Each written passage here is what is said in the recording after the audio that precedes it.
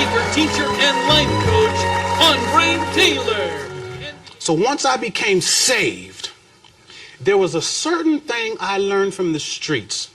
And what I learned from the streets was something that's called resolve. One thing that those kids have in the streets, they're not understood, but I understand them because I come from there. They have a willingness and a determination that's so committed to something that they're willing to give their lives for it. So when I got into the church, I seen that type of commitment lacking. You see? Yes. But when I read in the scriptures, when I seen Paul and John, and I seen the same type of resolve in them.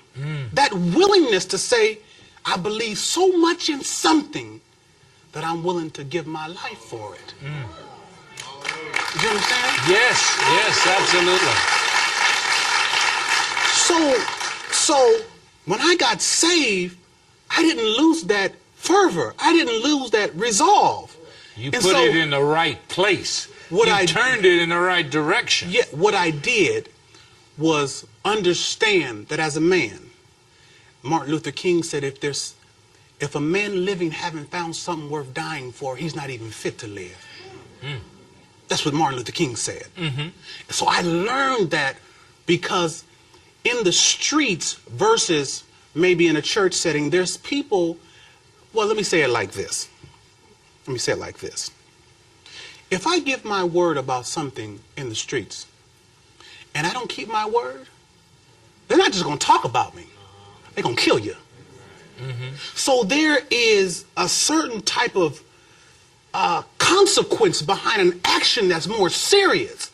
There are some people, now I love the church, don't get me misunderstood, but there are people in the church that sometimes haven't faced life and death situations, put in situations that will test their character or their moral fiber. They might preach a beautiful message, but being up underneath pressure of your life, how will you fare then? You know? So this is the problem why the church is not communicating with the streets and they're not listening, because they actually feel they're more dedicated to what they believe in than what we believe in. Yeah. Do you understand? Oh yeah, absolutely. So what did God do? This is what God did. I'm going to take your best, the chief sinner. Andre Taylor, they used to call me Gorgeous Dre in the streets. And when they made that American Pimp movie, it made like $100 million. So all those youngsters out there know who I am. So they're right now looking and they're like, wait a minute, is that? Yes, that's me, but brand new. Come on. But brand new.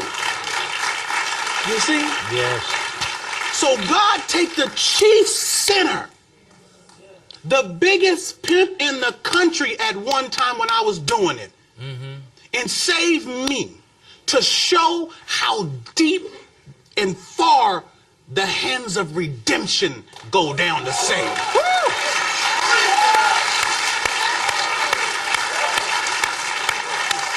Something about the streets that is really harmful. And that's my expertise, that's why I'm talking about it.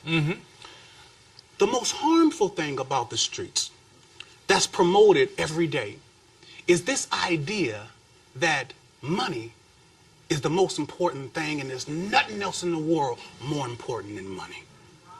That's the worst thing, because the scriptures say that the love of money is the root of all evil. That's right.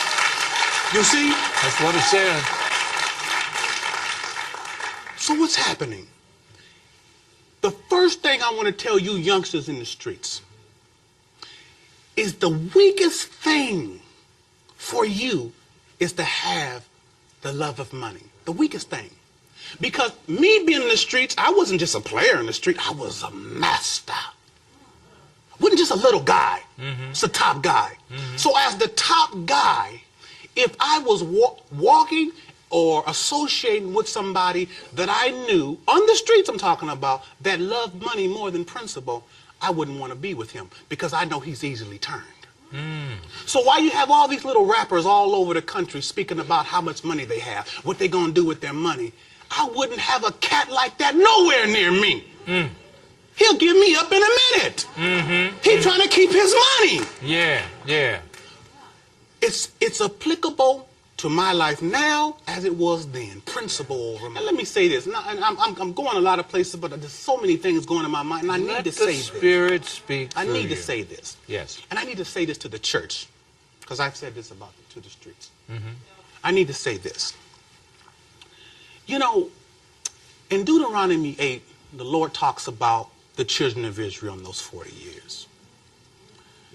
And he says in the second verse, he says, remember all the ways that I brought you. Remember that. And he says, because there was a reason why I brought you these 40 years this way. But you know, I heard a lot of preachers, I watch TBN all the time, but I've never really heard this discussed the way I'm going to discuss it with you. Remember the way I brought you. Remember. And then, wait a minute. I need to take some notes. No, for real. No, I'm for real. I ain't joking. He said, the way I brought you. Why did he say I? Because what he was trying to teach us was so important that he could not afford for you to think it was the devil. Because sometimes when you're going through adverse situation, you automatically click into your mind, this is Satan. What he had to say was so important, he couldn't afford for you to think that it was Satan. Why? Because he wanted us to pay total attention and focus on that remember. Remember what? Okay, well, remember what I did with the children of Israel. Well, what did you do, God? Well, there's a predominant message in the church today, 3 of them. One of them is signs and wonders. When we go back and we see the children of Israel, we see that God performed signs and wonders for the children of Israel more than he had ever. To the extent the signs and wonders were so great that it brought Egypt down to its knees. If we grade signs and wonders on a scale of 1 to 10, they probably experience a 10 in that type of ministry. At least. Okay? Now today, we might see some signs and wonders, but we do not see signs and wonders to the extent that it can bring America to its knees. But they experienced it to a degree that they seen Egypt come to its knees. The same as healing. The Bible said when the children of Israel left Egypt, there was not one feeble among them. That means sickly. So the ministry of healing, they experienced at the level of 10. Now today, we might have preached healing in our churches for 20, 30, 40 years. We might have only seen 10 people in our church totally healed. But they received everybody having perfect healing, 2 million people. They received that level of ministry at a 10. The last one is prosperity. The prosperity message. The Bible said when the children of Israel left Egypt, that they stripped Egypt of all its silver and its gold. All of them benefited with the wealth.